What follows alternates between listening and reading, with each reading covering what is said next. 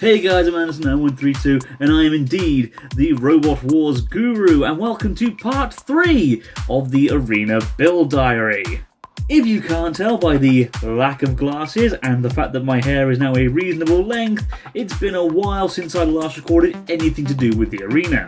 In fact, the last thing you would have seen, which was the end of part 2 of the Arena Build Diary, was filmed back in late April, early May time, and it's currently mid-August. And of course, there is several perfectly good reasons to why I haven't done much since then. First of all, I went back to work. Obviously, I was on furlough because of this thing called COVID-19. I don't know if you heard of it. It's some minor thing. I don't know. I barely remember it myself, to be honest. But because of it, I was on furlough for a long time, so I had a lot of time to work on the arena and edit it, etc., etc. But in mid-May, I had to go back to work full-time, meaning I was too busy working to earn those extra pennies. Speaking of extra pennies, the other issue I had, of course, was I ran out of money to buy materials for it. I still needed to buy things to power certain mechanisms. I wanted to get some legs for the arena, etc., etc. We'll get more into that later on in this video.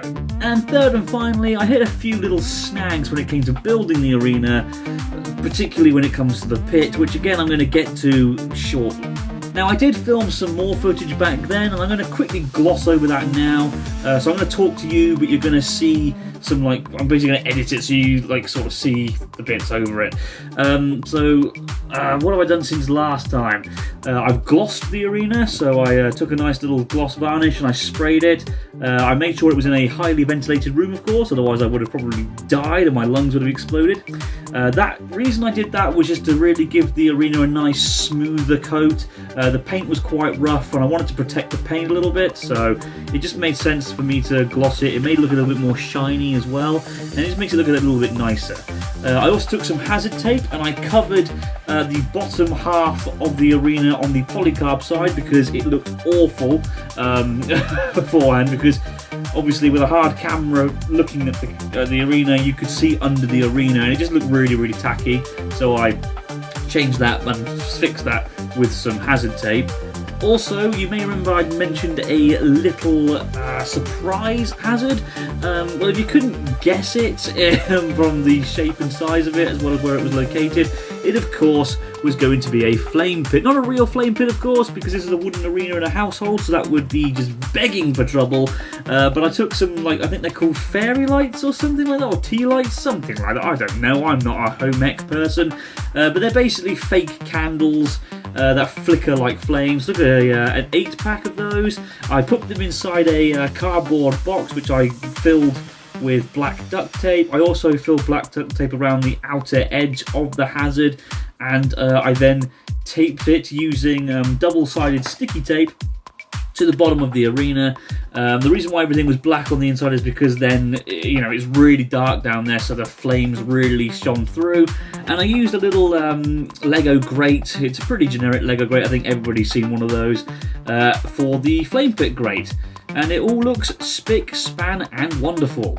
Now, like I said, I was having a lot of problems with the pit. The whole scissor stand idea just wasn't working for several reasons. One, I couldn't really line it up in the pit properly. It would always struggle going up and down. And also another issue I had was my foolishness, because I buggered up the cutting out of the hazard squares so much, even with my wife's help. Unfortunately, the shape of them was off, so no matter what I did, the boxes just would not fit in place where I needed them to, which basically meant that they were unusable, so I've had to completely redo that as well. So yeah, it all went a bit wrong. However, I am one to laugh in the face of defeat, so I recently got back to the drawing board, and I think I've managed to come up with a perfect solution to my problem. So here is the sort of idea I've got for this pit box. I'll admit it's not pretty in the slightest, but I think it's effective enough. So as you can see, I've got this pit piece here. This is actually made using the back of an old picture frame, and I painted it yellow, as you can see.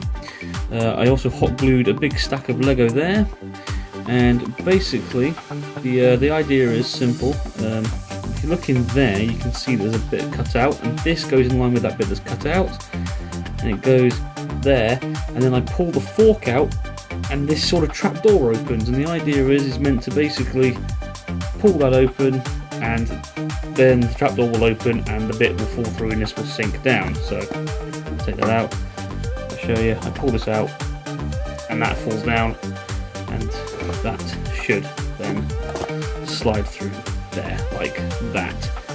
That's a theory. Now I've got to go test it to see if it works. So this is a pretty uncouth way of doing it, I admit, but before I put it in the arena properly, I kind of want to just test it. Now I'm holding it like this because if I hold it here, I'll squash the box a bit together and this won't go down. So fingers crossed, I'm going to pull on this fork, this trapdoor's going to open, this is going to fall down. Let's see. It works! Get in! Finally! So now I've proved that works, I can stick it onto the arena, and how I'm going to do that is simple. I'm going to take some super glue. Basically this here should go around the outside edge of where I cut the pit hole. So basically I'm going to put super glue underneath this bit and actually glue it to the base of the arena so it sort of sits in place and stays there. I probably described that and explained that horrendously, but thankfully you're going to actually see me do it, and hopefully that will clarify some things, because I'm rubbish at these kind of videos. Why do people want to see me do build diaries? I'm bloody awful at them.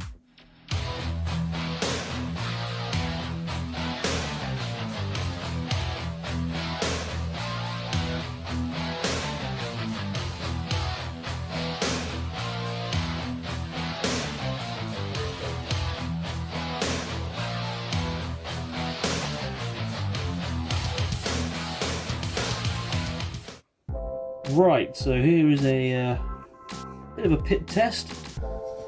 Let's put a little fly on there, shall we? Why not? Right, here goes nothing. Yes!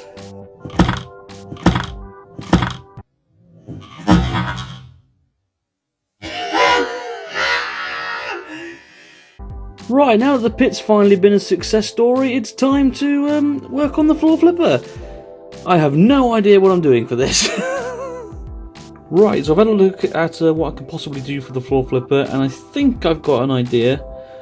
Simply take another piece of this wood that I used for the pit panel, stick it into this on one side, so of course it flips, and then glue that into place in the arena like I did with the pit. So yeah, that's what I'm going to try and do now.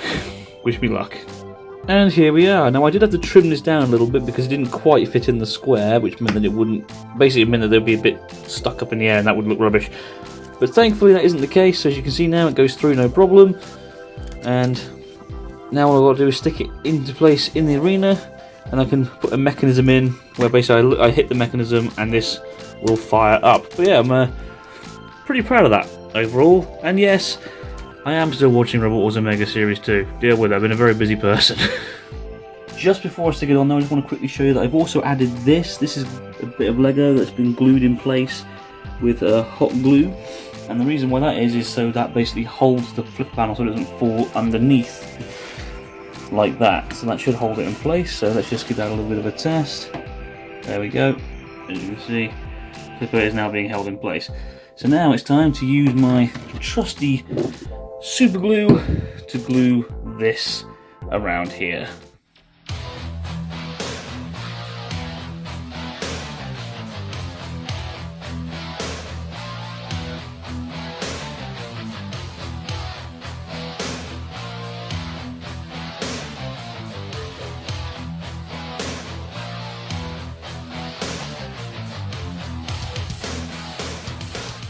So as you can see, the floor flipper piece is now securely in place, and now it's time to work on the mechanism, which I've already done. As you can see, very, very simple and basic this is.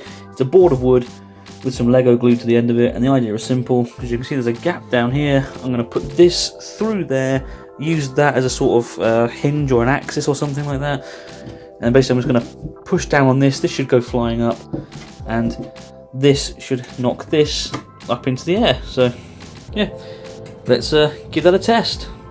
So I've already come across a little bit of an issue. It doesn't fit. Oh, I'm going to have to do this the old-fashioned way, aren't I?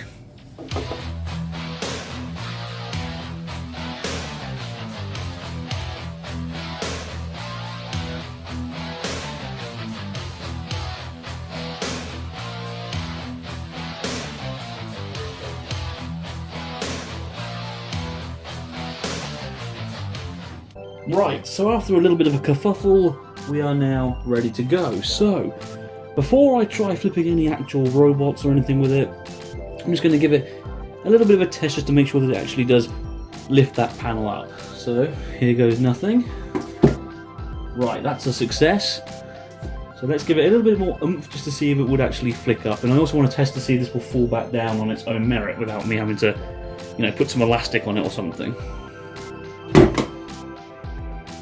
That was a success as well, I'd say. So I guess there's only one thing to do now, and that's test it on a robot.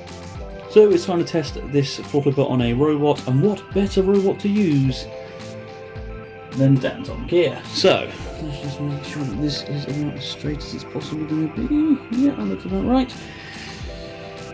Here goes nothing. Well, it flipped it. Let's try that again, shall we?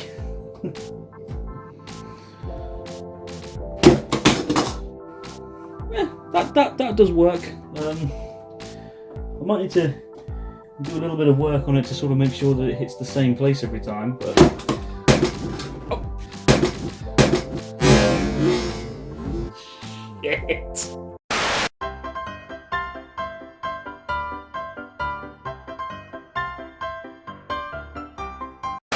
Okay, so I fixed the problem.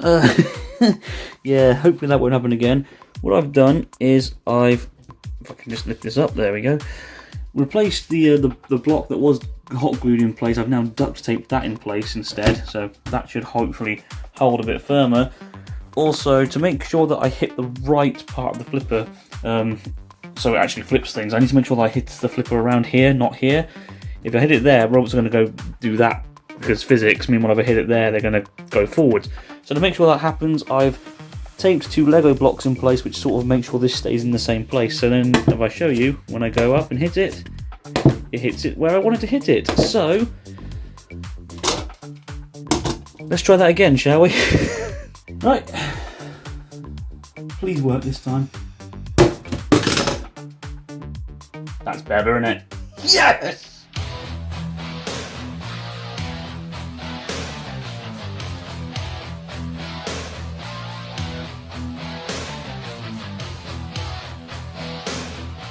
Okay, so the floor flipper has now been sorted and it works fine when I hit it correctly.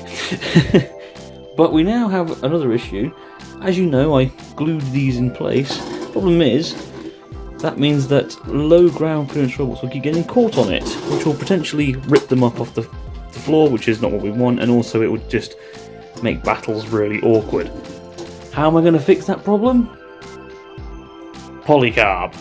Yeah, I got this huge piece of polycarb, and the idea is simple really. I'm going to take this, lay it down over this, and then cut out the squares where I need to for the arena hazards. Not only is this a great way of making sure that these lips don't impede things, but it also means that the arena will, you know, basically be protected. The paint won't scratch so easily, and it'll give it a nice shiny look as well. And we all know I like shiny things, so let's see if it fits. I measured it all, so I hope it should fit. Let's see if it does. And as you can see, it's done. Well, sort of. Ignore the the DVDs here. That was just used to prop it up whilst I cut it, because safety and budget, and I haven't got either of those things in mind at the moment.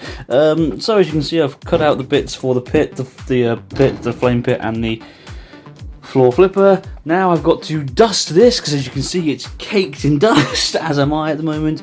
And then when I've done that, I'm going to be sticking all the respective pieces where they belong and laying this back onto the arena. So when you see me next, I should have done that. Ta-da! Sorry about that annoying noise, by the way. That's the boiler. British Homes. I'm not so sure. Anyway, yes, the arena is done. thoughts? I'll be honest. I'm very annoyed, actually, I'll be honest, because a lot's gone wrong with this build and it's been very, very stressful. As of right now, when I said I was going to cut the polycarb, well, that was before Christmas, and we're now in late January 2022 when I'm recording this. So yeah, it's still been a bit of an arse ache, but everything seems to do what it's supposed to do, so I'll take it for what it's worth. It's a bit rough around the edges. I wouldn't say I'm not happy with this, because I am, because, you know, at least it's serviceable. But I can definitely see myself improving it in the future. But for now, it's perfectly fine to film a series of Cataclysm, which is what I want to be filming next. Because, to be honest, it's been over a year since I filmed a series, or anything 500 Wars related, because of COVID and work, and this arena's taking forever to fucking balance. So yeah, the arena's okay. I'm pretty happy with it overall. Like I said, probably room for improvement in the future, but for now, it will do. So yeah, I guess all there's left to do now is to show you guys a montage.